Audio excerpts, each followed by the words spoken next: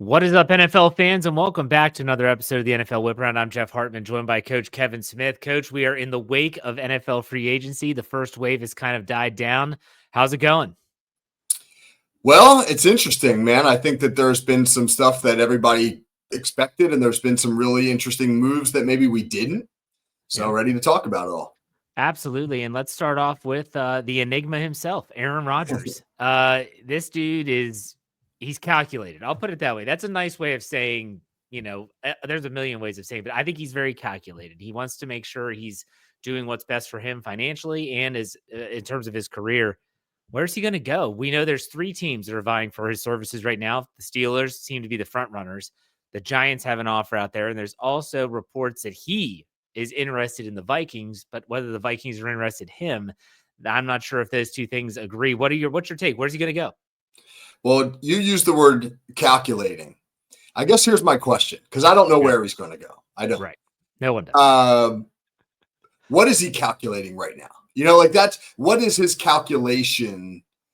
Is it, hey, I really want to get to Minnesota because I think that's the best situation for me. So how can I work my way there? Or is it, I'm just trying to drive up the number from the Steelers? Like, he doesn't need the money at this point, obviously. So what's he weighing? Do you have any thoughts on that? Yes, I think that he's calculating. So you think about it like you're trying to get the last final juice out of a piece of fruit, whether it's an orange, lemon, lime, doesn't matter. It's like, okay, so what am I trying to squeeze out of this? Is it one more chance at a Super Bowl? Which team gives me the best chance? Giants? No. Steelers? Maybe. Vikings? Probably. After the Vikings free agency moves, they've made a lot of improvements. Okay, but the Vikings aren't really in for me right now, or at least so we hear. The Steelers are. But then if I'm going to go to Pittsburgh and I don't think I have a legitimate shot at winning a Super Bowl, I want to try and get the most money I can before I call it a career. Yeah, I think he also has to figure out how many years does he want to play? Does he just want to play 2025 and be done? I know for a fact that the Steelers aren't interested in that. They want him to sign a 2-year deal. Why? They can move the money around. If it's 1 year, you're talking about guaranteed money, and then that's it. And that could be a lot of dead cap space. So Omar Khan, the GM of the Steelers, wants to be able to have that flexibility. I think it comes down to what does he value the most? I don't think it's money. I think he wants, if he's going to play, and I still think there's a chance he just says, I'm done, I'm retiring, that he wants to play for a chance to win another Super Bowl. And I think that's Minnesota. And I think that's why there's been a lot of reports saying he's interested in them, but are they interested in him? I don't know. So David Stefano sent me something overnight that he's got this chart that's mapping the odds of where Aaron Rodgers lands. And he's gotten very nervous because Minnesota, they didn't simply enter the conversation, but they actually leapt over the Giants to be like, well, the one he sent me last night has now Minnesota back in third and the Giants moving up almost even money with the Steelers, both having a 30-something% chance to land Rodgers' services. I don't know what that means. It's probably just things to occupy people while they wait ultimately for Rodgers to make a decision. But it feels like, why would he go to the Giants? It just doesn't feel like that would be a smart move by any stretch of the imagination. Well, is it a smart move for these teams to just be waiting around, though? I don't think the Vikings are. Let's make that very clear. I think they are 100% behind J.J. McCarthy. That's their guy. But for the Steelers and Giants, you hear Jameis Winston's going on visits, Russell Wilson's going on visits. Those players are going to sign somewhere eventually. Do you think it's smart business for these teams to just be sitting around waiting on him? Well, Pittsburgh's already brought in Mason Rudolph. Yes. And if they're smart, they're, as we speak, trying to line up a deal with somebody else to be QB2 or at least QB1A, right? A Joe Flacco type. I know that excites you, Jeff. But, I mean, it's got to be somebody who's a veteran because you can't put all your eggs in the Mason Rudolph basket and then say, hey, we're going to have a rookie behind him or even a Joe Milton type who's never started a game. If you're going Mason Rudolph, you got to have another veteran that you're going to pair with him. So I'm sure the Steelers are doing their due diligence behind the scenes. It would be unbelievably foolish to wait around for Rodgers with no backup plan. Yeah, and I'm sure they do have a backup plan, and you have to ask yourself too. Like you look at okay, where's Russell Wilson gone? He went to Cleveland, left without a deal. He's visiting with New York. Pittsburgh seems to have burnt those bridges. I don't know if that's factual or not. What he's basically becoming everyone's plan B at this point if Rodgers doesn't sign somewhere. So it's going to be interesting. What's your prediction though? Does he play Aaron Rodgers, and where does he play if he does? Well, as much as I hate to say it, I think if he plays anywhere, he's playing in Pittsburgh. Yeah, It I seems agree. to make the most sense that the Vikings don't want to go there, that the Giants would not be a smart business move for him or health move, Yeah. and that if he's going to play, that Pittsburgh would seem to be the best dance partner right now. Yeah, the only thing, and I want to bring this up, is that someone was talking about how when he signed with the Jets, this was back before 2023, and he bought some property in New Jersey. He bought a ridiculously large house. He had a ton of renovations. He likes it there. There's some people that think that he doesn't necessarily want to relocate again, and that might be a draw for him staying in New York with the Giants and maybe giving the Jets a up close and personal look at, hey, this is what you might have missed out on. So there's a little revenge factor there, but I don't know. I'm gonna agree with you. If he plays anywhere in 2025, I think it's in Pittsburgh. So let's stick with the AFC North, talking about the Steelers, and let's talk about the Cincinnati Bengals for our next topic. They are all in on scoring a whole lot of points in 2025 and beyond as they lock up both of their receivers. I've never seen this done before, where they announced at the same time two extensions for two players. These are high profile players, Jamar Chase and T. Higgins. Those two players plus Joe Burrow's contract account for $124 million per season, or roughly 45% of the Cincinnati Bengals payroll. Can a team win by paying almost half of their salary cap to three guys? And there's already reports that Trey Hendrickson is going to get a new deal, which would be, we know what the pass rusher numbers are, and it's only going to go up. Man, what is Cincinnati doing? Well, Hendrickson's going to command over $30 million a year. You would think. So now you're into about 60% of your cap on four guys. You got to pay 50 other guys. Yeah. It's mind-boggling.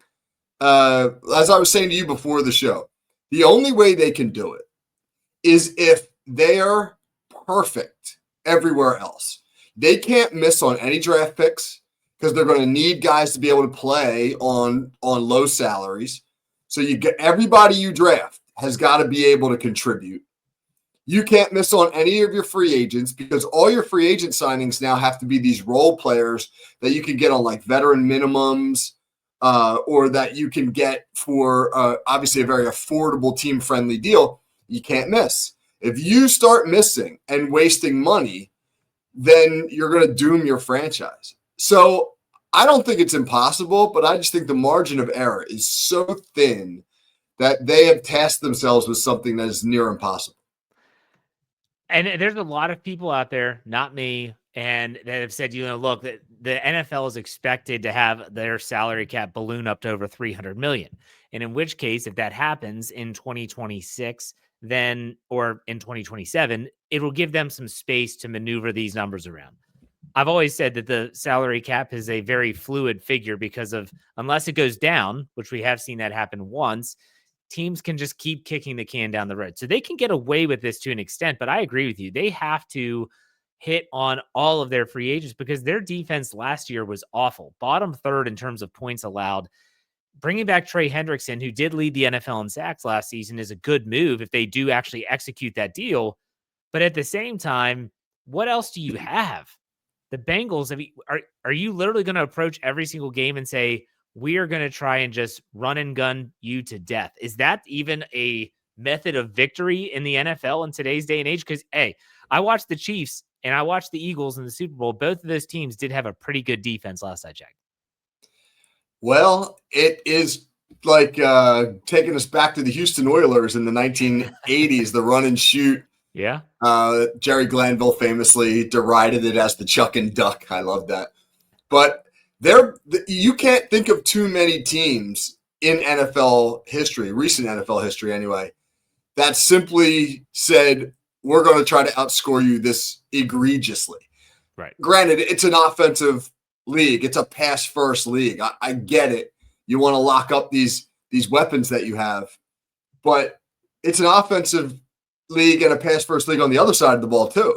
So you've got to be able to stop those other teams. And as we saw in the Pittsburgh Cincinnati game in Cincinnati, the Steelers won 44-38. Cincinnati couldn't stop the Russell Wilson led Steelers, which turned out not to be the most prolific offense. So they're now creating a scenario by which, again, everything's got to go perfect. What if one of these guys gets hurt? Yeah. Now what have you left yourself with? I mean, Burrow's lost 2 seasons already to injury. So it's a big gamble. I'll be very interested in how it goes down because it's kind of an experiment. So there's something about the state of Ohio and the way that their NFL teams operate that I totally disagree with. And the Steelers could find themselves in this same pattern eventually. But you look at what happened with Myles Garrett in Cleveland. What did I say on this show? If they were smart, they would trade him.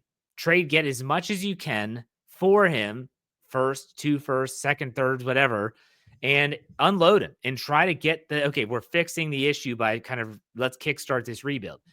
They had an opportunity in Cincinnati, in my opinion, to do a tag and trade with T. Higgins. And so they tagged him. There were other teams reportedly interested in potentially trading for T. Higgins. And you're like, gosh, you could have really added maybe a defensive piece of the puzzle if the trade involved a player or some draft capital that you could have really attacked the defense because Jamar Chase is still going to be taken care of. But you also think there's other wide receivers that could be complementary to him without breaking the bank like they did. I thought this was a move, which it sounds great. And the fan base, I'm sure Cincinnati is probably ecstatic that they get both of their guys under contract. I just can't help but think that a giant opportunity was missed for both Cleveland with Myles Garrett, in this case with T. Higgins. You agree or disagree? Cleveland surprises me more because I think Cincinnati believes that they're good enough on offense to compete for a championship.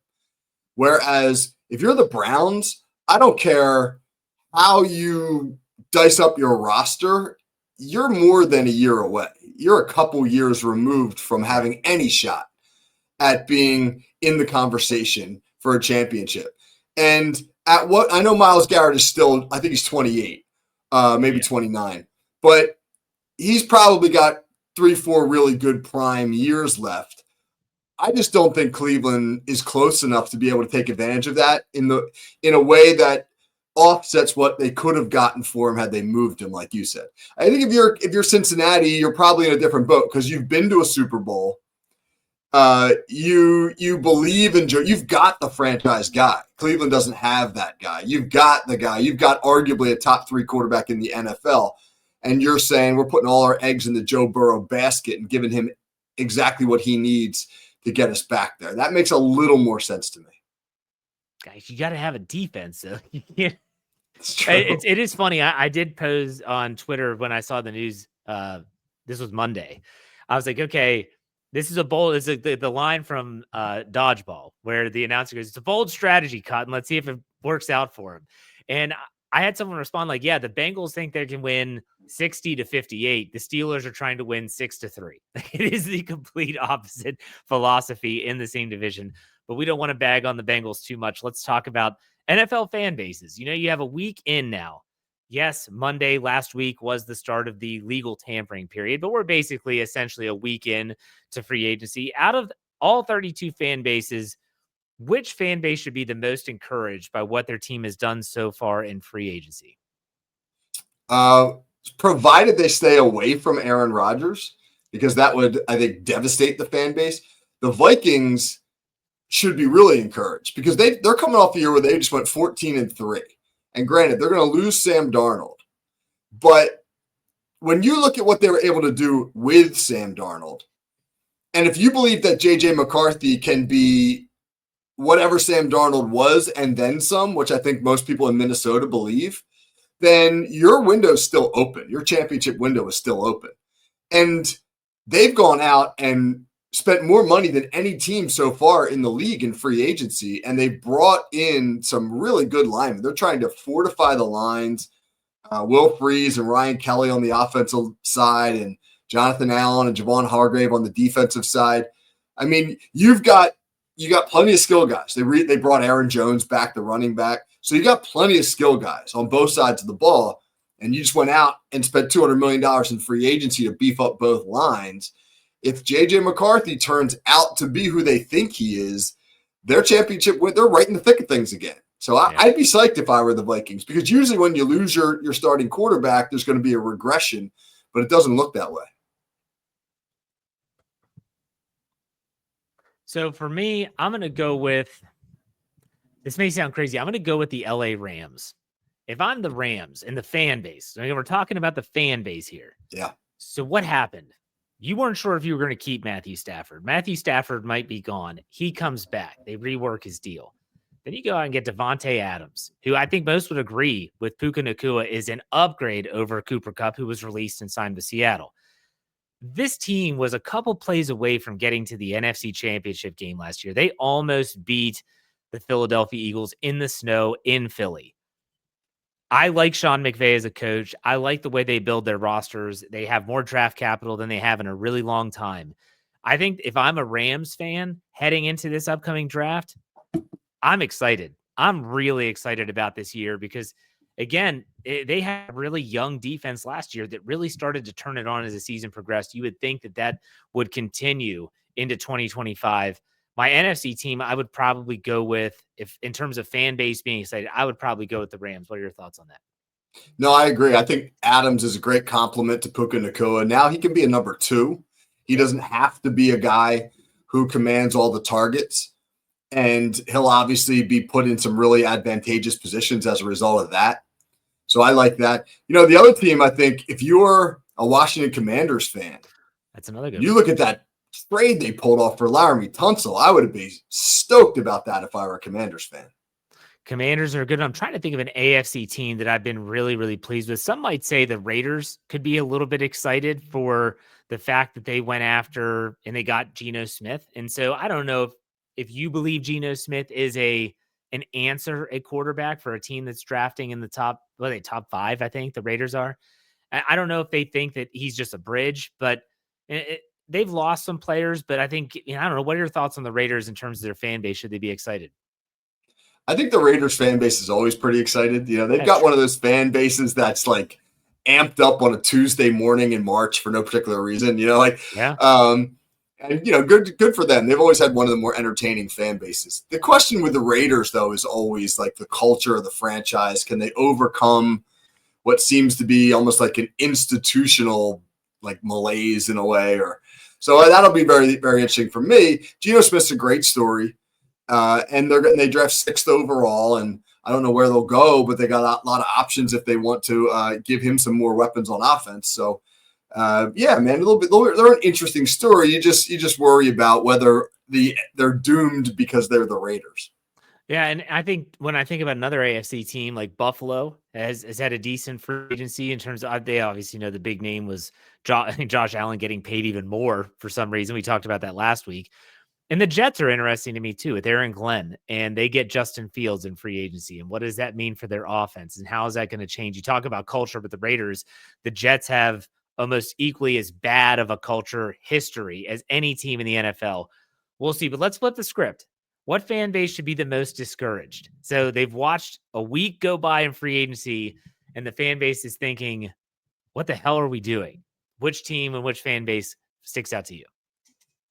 I got a text message from one of my friends a couple of days ago who's a Cowboys fan. And the message said the following: are we even a franchise anymore? It was like basically like, what's going on with the Dallas Cowboys?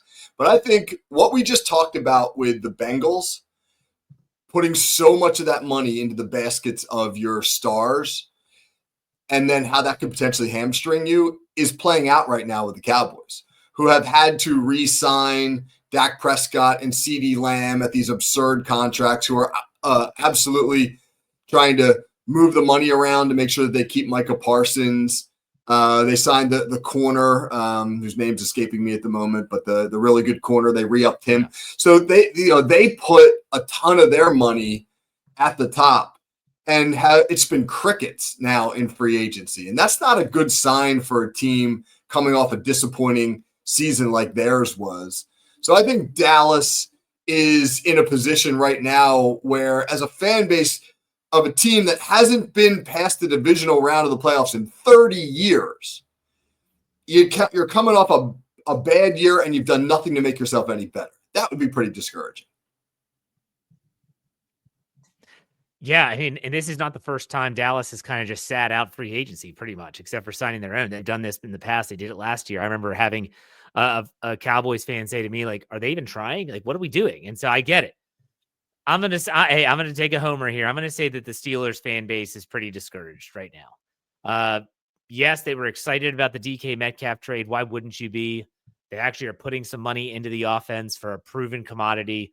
And then what do you do after you make that move? You have no answer at quarterback. You sign Mason Rudolph. And I think it's compounded by the fact that at the end of the last season, the Steelers lose 5 straight games, including a playoff game, and that ended their season. It left a horrible taste in the mouths of the fan base. And Mike Tomlin sat there at a podium and said, changes will be made this offseason in the coaching staff, the way we go about our business. And I think what fans have seen in the wake of him saying that is nothing has changed. They did not make changes in the coaching staff, except for a couple guys that their contracts expired. They have not done anything different in free agency, even though they have a lot of capital available to them, which is unlike them. And typically they don't have as much cap space.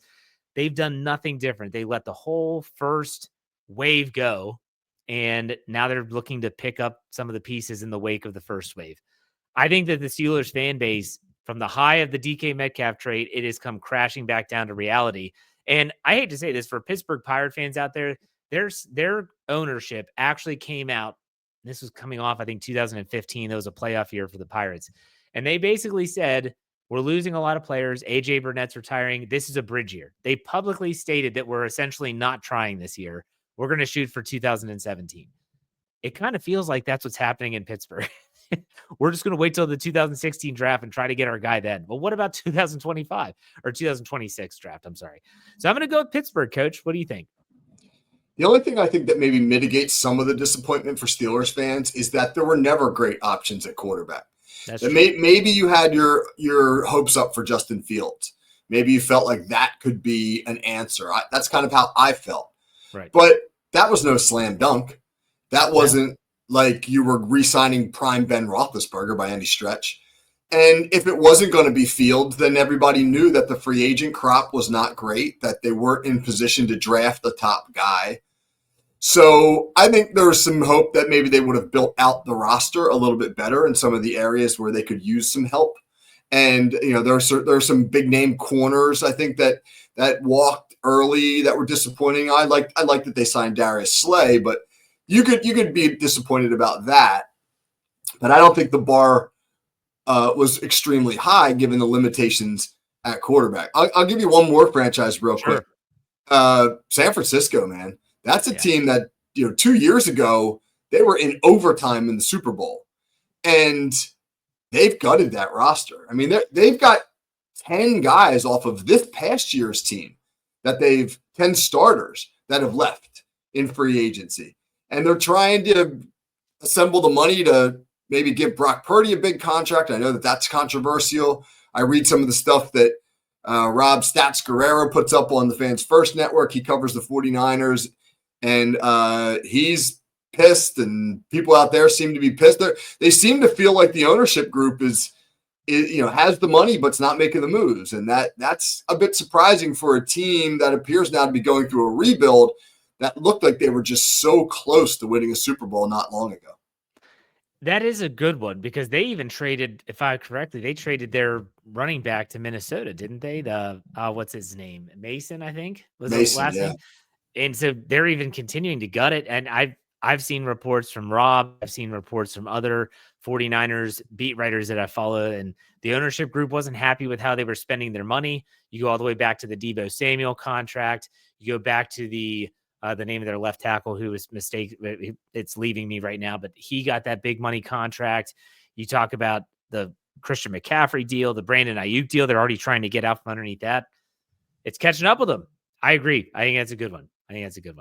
So, all right, let's leave that and let's talk about the Tennessee Titans, who are slated to have the number 1 pick in the NFL draft coming up. The Titans have loaded up on offensive linemen in free agency, giving big contracts to Kevin Zeitler, Dan Moore Jr., those two in particular, does this suggest to you that they are reinforcing the line so that they can draft Cam Ward #1 overall? What do you think about that, Coach? Yeah, I think that the report that came out over the weekend that Abdul Carter is going to take a little bit longer to recover from, I think it's a stress fracture in his foot that they found at the combine. That pretty much seals the deal for me, that he's not going to be the guy, that they're going to draft Cam Ward. And when they draft Cam Ward at #1, it really then, for me, shakes up the entire draft, because the Giants are obviously in on Aaron Rodgers, but if they don't land him, it doesn't seem likely that they would pick a QB at #2. But would they entertain moving the pick? The Browns, right? I mean, they're in that top mix as well. I can't remember who's 2 and who's 3. Actually, the Browns might be 2 and the Giants might be 3. But do any of them think a guy like Shedeur Sanders is worth taking that high? Would somebody shock you and take Jackson Dart that high? You just never know with quarterbacks, because it's such an important position. And right now the options are so limited. I mean, if you're Cleveland right now, who's your quarterback? Is it Kenny Pickett? It's Kenny Pickett. Yeah. I mean, are you going into the season with Kenny Pickett as your quarterback? I can't possibly imagine that they're okay with that. So if Ward comes off the board first, there was a lot of thought about a team like Cleveland or New York, or maybe even a Vegas would move all the way up to #1 to draft Ward. What's that do now for the quarterback conversation in this draft? It's going to be interesting. It is interesting. And I think that if you have a draft class and you have the #1 overall pick in the draft, and there's only one commodity there that you're like, you know what? That's the guy. He could be your quarterback for the next decade plus. You cannot pass on that. And while it might be enticing to trade it, if you're the Titans and you think this guy, Cam Ward out of Miami, is that guy, you take the guy. You take him. And who cares about Will Levis? And who cares about any other quarterback on the roster? You take that guy and hope that he can transform your roster and your future for the next decade plus. I'm not even going to get into whether I think Dan Moore was worthy of his contract that he got from the Tennessee Titans. We talked about that last week, but you brought up like Cleveland. I don't know, like this quarterback draft class, if they could offer the world to the Titans and the Titans say, no, we're staying. What are the Browns going to do? Are they going to go into the season with Kenny Pickett as their quarterback? Think about Kenny Pickett's journey in the NFL, by the way. First round draft pick, traded to Philly, traded to Cleveland for DTR and a cup of coffee. It's going to be interesting, Coach. Do you think that there will be moves prior to the draft in the top 5 draft order? That is, I would love to be a fly on the wall in those meeting rooms right now to see how much they value some of these other quarterbacks. Because if you're Cleveland and you say, well, hey man, we could get Abdul Carter at #2. He's the best player in this draft. I mean, everybody believes he's the best single player in this draft, and that he'll recover fine from this injury. And maybe it sets him back a little bit his rookie year, but we don't need him right out of the gate right now. But we could get the best player in the entire draft, and then we could get our quarterback with our first pick in the second round, and maybe nothing happens, right? But then on the other hand, you might have teams like Vegas or quarterback needy teams who really do feel like you got to get them now, and then now they'll try to move up. So, I just remember last year's draft, right? You get 6 quarterbacks in the first 12 picks. That set a new record. And it just seems like teams realize if you're going to get a quarterback, you need to get them early. So is Shedeur Sanders going to be overdrafted in this draft? And would that be at Cleveland? Would it be at Vegas? Jackson Dart is the name everyone's talking about, but at the same time, when would he go? When would some of these other quarterbacks go in terms of day 2 picks? Your Tyler Shucks and your Will Howards, who some people say Will Howard's a 4th round pick, but will he be overdrafted in the 2nd or the 3rd? Who knows? Who knows? Michael Penix last year changed everything for me. We sat on that live stream and Pez from Pez's Picks podcast said Michael Penix is going to get drafted in the 1st round, and I'll be damned if they didn't go to Atlanta. We were all like, oh my gosh, Michael Penix got drafted in the 1st round. Yeah. It happens. Jackson Dart and Shedeur Sanders are guys that they could get drafted in the top 5. And Yeah. people will go like, Jackson Dart in the top 5? No way. Well, yeah, we saw it with Michael Penix last year. Or they could fall all the way down to like 30 something. So who knows, man? I hope neither one of them's in the green room. All right. So player profile. Do you have anyone? Because if not, I have someone to bring up. Yeah, go ahead. All right. So I want to bring up this cornerback, Derek Stingley. He got a new deal. And he is now the highest paid cornerback in the NFL on a per year basis. He's getting $30 million a year. This is the Houston Texans corner. And he trumps J.C. Horn of the Carolina Panthers, who got $25 million a year. And Jalen Ramsey, who's still playing and still making a whole lot of money at $24.1 million a year. Derek Stingley gets paid big time. What are your thoughts on that corner from Houston? Well, corners, wide receivers, edge rushers, offensive tackles, right? What do they all have in common? They're integral to the passing game. We know that quarterbacks get paid better than everybody else, but that crop, that position group, it's just going to be anybody who gets the title of, you're the highest paid player in the league at that position. That is a very temporary title because the next guy in line is going to get more than you. So congratulations to him. And that's going to be a temporary title though. Is he worth that money? I mean, I don't know if when you're talking about almost, 30 mid-30s for corners whose performances are very, very like you could be a shutdown impact corner and do nothing. True. So that's a really interesting way to calculate value there, because is your value in the fact that teams just don't throw at you? Like Deion Sanders didn't have great stats in his career because nobody would throw at him, right? Which was the ultimate stat. So it's very interesting how corners get evaluated and measured. So it's hard for me to really say definitively, oh, he's worth that. Yeah, that's fair. That is absolutely fair. All right, Coach, it's been a good show. I want to get you an opportunity to plug your Call Sheet Daily podcast. Why don't you do that now? Yeah, I got some good guests scheduled this week. Today's show, Tuesday, we've got Pez and Ken Wisniewski. We're trying to get those guys on every couple of weeks. We're talking about the recalculation of the odds now, a week into free agency. Seen a lot of movement in terms of what teams' projected win totals are and things like that. So we're talking about how the first week of free agency has impacted the outlook on 2025. A couple good coaches lined up for later in the week for some of our X and O discussions too. So I'm excited. That sounds great. Make sure you check it out wherever you get your podcast, The Call Sheet Daily with Kevin Smith. In the meantime, Coach, thanks for your time, and we'll talk next week. Take it easy.